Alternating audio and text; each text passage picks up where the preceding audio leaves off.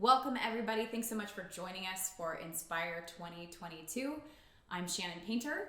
And I'm Eric Ma. We are both certified personal trainers as well as newly minted Fit for the King coaches. Thank you again for inviting us on your screens today. What we're hoping to do is to help us navigate through the grocery store. And I'm sure all of us have felt that kind of daunting task of going through and seeing tens of thousands of products and trying to figure out what should I bring home to stock up to eat a way that is going to be nutritious and rewarding for my body. So today we hope to go through some principles that we can use to help us navigate through the grocery store. It's not meant to be about being food databases. We're not going to be able to remember it all. So instead we're going to focus on principles. Yeah, we don't want to give you a list of rules that you have to follow. And something to keep in mind is food is morally neutral. We have a tendency to think of food as good or bad, and food itself doesn't have moral value assigned to it. We could certainly use food in a sinful way. But what we want to help with today are just some principles to help us discern what might be best, what is going to fuel us best, and what are things that probably not best to consume on a regular basis that aren't going to be as beneficial for us. On that note, also want to add that while we are certified personal trainers and coaches, we are not registered dietitians, we are not physicians. This is meant for informational purposes, for help. And if you have any specific food questions, it's always best to consult with your doctor first. Thank you for that, Shannon. So today we're going to be covering 4 principles. Principle number 1 is that whole foods are best. Principle number 2 is that we should ensure that we have adequate protein intake. Principle number 3 is that we should beware of added sugar. And last but not least, principle number 4 is that when in doubt, choose more fruits and vegetables. Let's jump right into principle number 1, which is whole foods are best. This might not come as a surprise to you, but the foods God made are the best foods for us. Right. Can you imagine that we could improve on his design anymore? When we look at whole foods, we're thinking about single ingredient foods or things that have minimal ingredients on the package label. So fruits, vegetables, eggs, brown rice, almonds, a lot of great things that have minimal ingredients and are going to provide antioxidants, vitamins, minerals, fiber content. All the good stuff. All the good stuff that our bodies need. And in addition to that, the less processed a food is, the more time it takes for our body to digest. So we actually get another benefit, which we call the thermic effect of food. So if it's not already a little bit broken down, our body has to do a little bit more work, and we benefit from that, which is a good thing. Yeah. How great is it that as you're consuming calories that are rich in vitamins and nutrients, you're burning calories through this thermic effect of food, right? So where do you find these whole foods? Well, they're generally in the perimeter of the grocery stores, not in the middle aisles. And one more added benefit that I would call out for whole foods is that when you eat them, because you're chewing a lot and it takes a little bit more time for it to get down and digest, you get full faster, or you at least realize you're full, right? Because you're not slurping it down and your brain actually has enough time to process that I've had enough, so you don't run the risk of overeating. Absolutely. Just like we were talking about earlier in a personal conversation, apples, carrots, those are great snacks. They're crunchy, they're satisfying, and they take a fair amount of time to eat. So when you're looking for things, some things are obvious that are minimally processed, like this pineapple. It is a pineapple. But when you're navigating labels, that can get a little tricky too. So something to keep in mind is when you look at the back, foods are required to put an ingredient list on them. And you want to see as few ingredients as possible and words you can understand. Right. If it looks like a chemistry class, it's probably been a little processed. If it's not a word you can read or not sure how to pronounce, probably not a good sign. Like this package of almonds, ingredient, almonds. That's a good sign that you're headed in the right direction. So the second principle that we want to cover is that we need to make sure that we're intaking enough protein. What we often see is that people's protein intake levels are much lower than they ought to be. And it's important that we understand what the benefits of protein are, right? So protein helps to synthesize muscle tissue. And why is that important? It's actually helpful for those who may be looking to lose fat, as well as for those who are looking to build more muscle mass, because what we want to do is retain lean muscle tissue, right? And the added benefit of retaining that is so that we also have higher basal metabolism rates. We're burning more calories that way, and we're not using this valuable muscle tissue that provides us with a lot of structural integrity to just fuel our normal activities, right? So increasing our protein intake is important. And another benefit is that it also increases our satiety level, which is going to make us, again, fuller faster so that we don't overeat. So how much is enough? Generally, the range that we see working for most people is between 0.7 grams to 1.2 grams of protein per pound of body weight. So for me, I'm 160 pounds. I generally try to consume between 140 to 160 grams of protein. I also try to consume about 140 grams of protein per day because protein goes in the mouth and it goes in the muscles. Right there.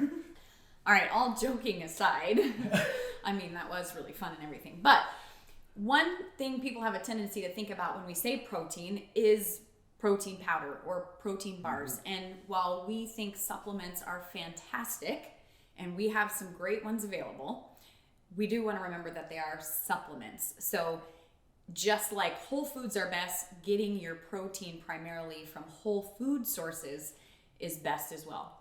Things like lean meats, chicken, fish, lean cuts of pork loin, even tofu if you don't eat meat. That's another way you can get lean protein. And then into some other things that you're going to see a decent amount of protein in, like beans, lentils, things like chickpeas, even into some of our brown rice, eggs, cottage cheese, and yogurt, some great sources of protein. If you're not sure where to start, you can reach out to one of us. We'd love to help you figure out how to incorporate some of these principles into your daily eating habits. Let's jump into principle number 3, which is beware of added sugar. Americans consume a lot of sugar. A lot. How do we quantify that, right? Pop quiz. Did you know that the average American consumes 22 teaspoons of sugar a day? That's a lot. Yeah, you think that's a lot. When you add all that up into a year, it amounts to 60 pounds of sugar a year. That's really a lot of sugar. This is a teaspoon, so 22 of these per day. That'd make me sick. I don't feel like I'm eating 22 teaspoons of sugar. I really rarely eat candy. Right. Where do you think it's coming from? Well, they're sneaky, but I can tell you one place they're not in. They're not in the whole foods that we covered in principle number 1. Right? So some of the usual suspects that we may see, that you already listed, but some of the usual suspects we may see this added sugar in is going to be in candies, in cakes, in pastries, etc. Right? But they're also hidden. They're hidden in places that we might actually think are kind of healthy. And that's where you need to look at the nutritional label, right? Because the nutritional label is going to be on these products since these products are manufactured. They're not whole, right? And I think a great example that we can look at is, let's just compare the pineapple, right, to the dried pineapples here. These dried pineapples, I'm sure we've all had them. We all enjoy them. They kind of taste like candy, and we might even think, oh, this is a great substitute for candy. It is fruit. I mean, right? Dried pineapple, right? Exactly. Well, they do a little bit more than just putting it out in the sun, unfortunately, right? So this particular dried pineapple has 18 grams of added sugar. But you know what? It only has 31 grams of sugar. So that means more than 50% of the sweetness of this actually comes from added sugar. Was put in there. So fruit does have natural sugar in it, and that's okay because it also has fiber. It also has water in it, which means we'll eat it slower. So if you're eating fresh pineapple, you're going to feel full sooner than you would just the dried pineapple. Another place that you might find hidden sugar are in things like dressing and sauces. like this barbecue sauce here. The first ingredient on the barbecue sauce, any guesses? High fructose corn syrup. You were going to guess that, weren't you? Absolutely, I could tell it was yes. coming. It's on the tip of my tongue. It was. was just going to come out, but I didn't want to steal your thunder. Okay, well, thank you. Well, this barbecue sauce, which is pretty typical for barbecue sauce, has 10 grams of added sugar, and that's just in a 2 tablespoon serving size. So something that you're probably just adding to a meal that you're already having. So again, watch for added sugar. It's something just to be aware of, something you can check your food labels for, and that way you can help yourself not be part of that 22 teaspoons a day statistic. So let me make sure I'm hearing you straight. So if we stick to the whole foods that have the natural sweetness that God has already provided in there, we're not going to have empty calories or cavities? Whoa, that's a double win. Our dentists are going to love us too. Yeah, big smiles. All right, so we know we're eating too much sugar, but what we aren't consuming enough of are fruits and vegetables. Studies show that only 1 in 10 Americans consumes enough servings of fruits and vegetables per day. 90% of us aren't eating enough of the fruits and vegetables that we need, which means we're missing out on an opportunity to increase our fiber intake, our antioxidants, our vitamins, minerals, a lot of the great health benefits that we mentioned at the beginning of this segment that our bodies need. Right. And we're not getting that. Yeah, so I think, you touch on a really important point. We need to eat more fruits and vegetables, so we need to make it available, right? So that should be a core staple item that we're stocking up on when we go to the grocery store. They come in frozen forms, they come in fresh forms. Not sure I'd go for the canned forms or the dried forms that we just talked about, but they should be plentifully available in your home. Absolutely. And one other thing that I think is important for us to understand is we've all had times when we're just hungry and we want to race to go eat something. Well, you will never go wrong if you go and race to eat those fruits and vegetables. I've never come across a person who's eaten too many fruits and vegetables. You can't have too much of a good thing there. Mm-hmm. And I'm sure we've all had those regrettable maybe times, those private moments where we're watching our favorite show on television. We open up our favorite bag of potato chips and we think we're going to start with 1 chip. Then it becomes 2. Then we're engaged on the show, and then it just, oops, I've eaten the whole thing. 2,000 calories later, I'm like, oh boy. Well, I dare anybody to try to do that with this bag of baby carrots. I don't think you can do the same thing with these baby carrots as one would do with potato chips. I'm a little competitive, Eric. You don't think I can eat a whole bag of carrots? No, I don't. Challenge accepted. Prove it. Good job on that carrot challenge. I'm very impressed. You must have excellent vision and a bit of an oranger hue. A little glow? Yeah, a little glow, exactly. All right, well, to summarize, we want to just cover these 4 principles once again. Principle number 1, whole foods are best. Principle number 2, ensure that we get adequate protein intake. Principle number 3, beware of the added sugar. And last but not least, principle number 4, when in doubt, choose fruits and vegetables.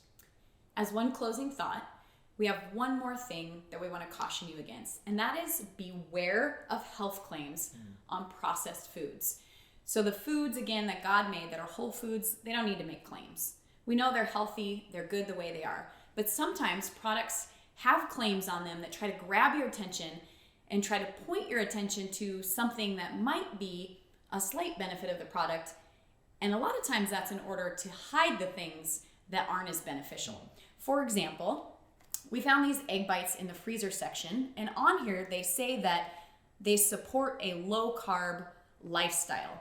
These are turkey bacon, white cheddar eggs, and sound tasty, but one thing to keep in mind is eggs, these real natural eggs. Plain old simple egg. They don't have carbs in them. They already are primarily just fat and protein, and a good source when they're in that form. Whereas this product has a long list of many ingredients, and I'm definitely not going to try to pronounce those things. So I need a magnifying glass. You need a magnifying. It's best to stick with the natural products. You might see something like good on a label or slim, Or even something that's going to make a bigger claim like this bar saves lives. Wow. That's hard to resist. Yeah. I mean, that sounds terrific. Keep in mind when you're looking at these products to have these principles in mind so you go in with a little bit of a critical mindset, because people are trying to sell us things. They're not looking out for our health as their first motivator, right? There are very well-funded marketing departments from these organizations that are working hard for your dollars. So use your discernment as any educated buyer does, including in your food selections. Well, thank you again so much for taking time to spend with us. And hopefully you've taken away some learnings that are going to help you navigate the grocery store next time. And again, as Shannan mentioned, we're both very much happy to help walk with you on this journey as well. Please feel free to reach out to us at fitfortheking.net and our various social media properties. Thank you again. Thanks.